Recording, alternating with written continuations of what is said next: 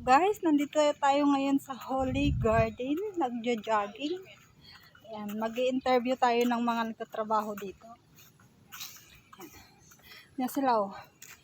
Yan, nagbo-volunteer sila para panatilihing malinis ang Holy Garden.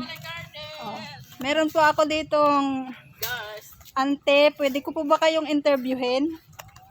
Dito po kami sa Holy Interviewin Garden. ko po kayo, kamusta po yung pagtatrabaho nyo dito sa Holy Garden? Okay lang po. Dito nakapagtapos yung anak ko. Ay wow, ang galing Tapos naman. yung isa, third year college. Sabi, Wow. kahit na mamasura lang kami dito. Ah, wow!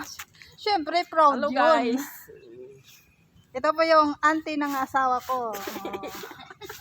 At andito rin po si Ate Jackie. Guys, Yan. Kamusta naman Ate Jackie? Kamusta naman ang pagtatrabaho mo dito?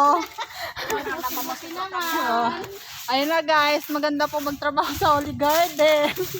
Nagwawalit Oh. Kahit mahirap ang buhay, anos labat walang siya. Kanda. malakas ang katawan. Oh, basta malakas ang katawan. Bye guys, ayun lang po for today's vlog.